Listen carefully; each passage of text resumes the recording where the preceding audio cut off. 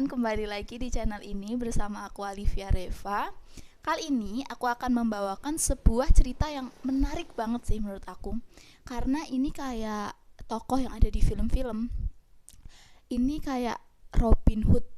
Tahu gak sih Robin Hood, penjahat yang melakukan kejahatan untuk menolong orang lain. Nah, sama nih kasusnya kayak yang aku akan bawain. Nah, langsung aja kita simak. Oke. Pria yang bernama panggilan Johnny Indo sebenarnya memiliki nama lengkap Johannes Hubertus Eigenboom. Ia lahir di Garut, Jawa Barat pada tanggal 6 November 1948. Tak banyak yang mengetahui bagaimana awal kehidupan Johnny Indo sampai ia terkenal sebagai perampok toko emas kelas berat bersama komplotannya yang bernama Pachinko atau kepanjangannya yaitu Pasukan Cina Kota. Namun, jauh sebelum ia dikenal sebagai perampok toko emas, ia juga dikenal berprofesi sebagai seorang fotomodel. Karena perawakan yang tinggi, wajahnya yang tampan, berkulit putih bersih, ia sering ditawari sebagai bintang iklan suatu produk. Kehidupan Johnny Indo baru benar-benar bermula ketika ia mulai meniti karirnya sebagai perampok toko emas pada tahun 1977.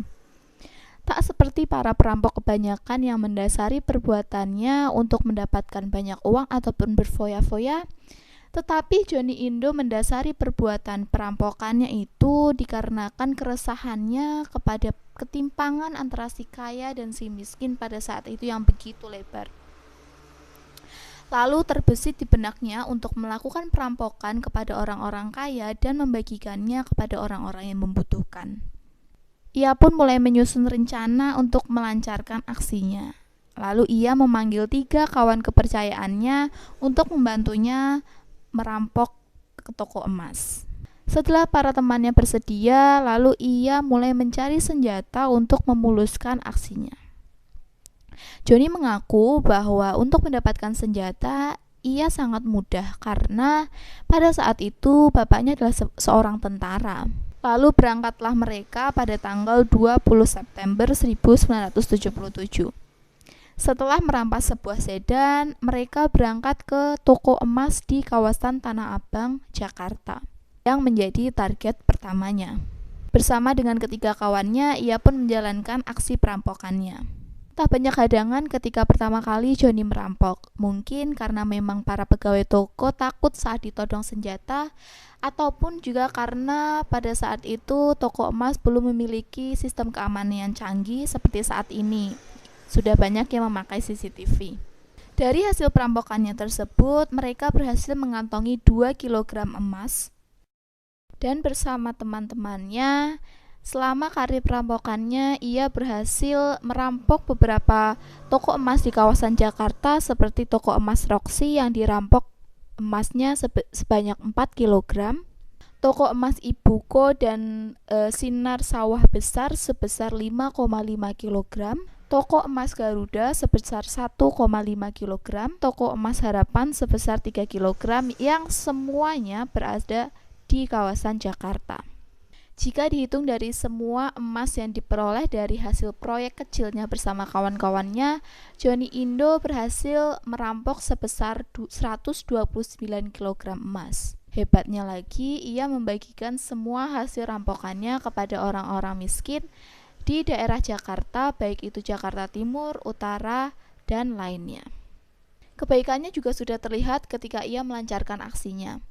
Ia tidak pernah memukul atau melukai korbannya atau pegawai toko. Cukup menakut-nakuti mereka dengan menodongkan senjata api. Ia pun tidak pernah mengambil semua emas yang ada di toko emas.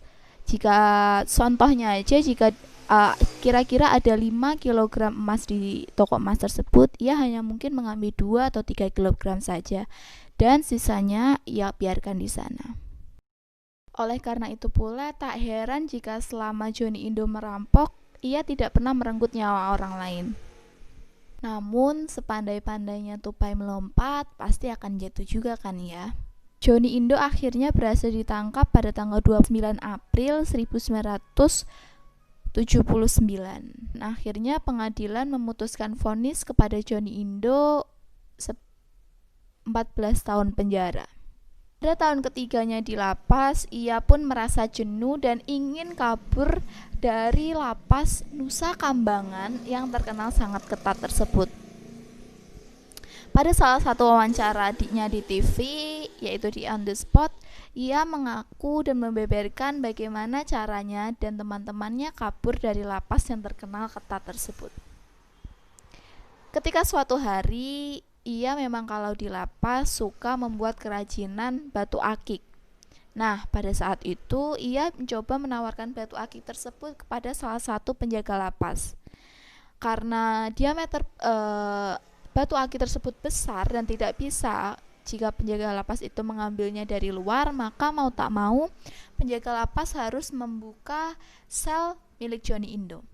Pada saat itulah kesempatan Johnny Indo ambil untuk kabur dari Nusa Kambangan.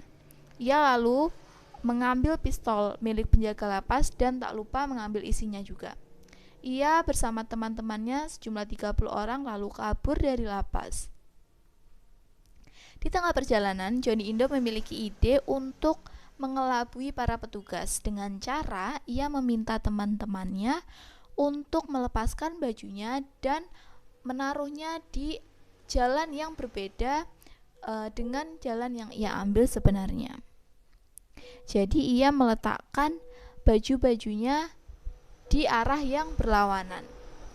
Dan ternyata dengan cara itu ia berhasil mengelabui petugas dan akhirnya berhasil sampai ke kota dan akhirnya pulang ke rumah.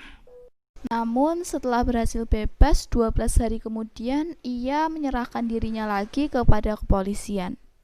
Setelah bebas, ia kemudian ditawari untuk memainkan sebuah film yang berjudul Johnny Indo, sebuah kisah narapidana pada tahun 1987, yang mana film itu sebenarnya adalah mengangkat kisah hidupnya sendiri. Film ini juga terinspirasi dari kisah Johnny Indo yang berhasil kabur dari Nusa Kambangan pada waktu itu. Setelah itu, ia juga sempat membintangi beberapa film yang kurang lebih ada 10 film yang berhasil ia bintangin. Di masa tuanya, Johnny Indo yang awal mulanya beragama Kristen beralih menjadi mu'alaf dan masuk ke Islam, dan ia menjalani profesinya yang baru sebagai mubalik.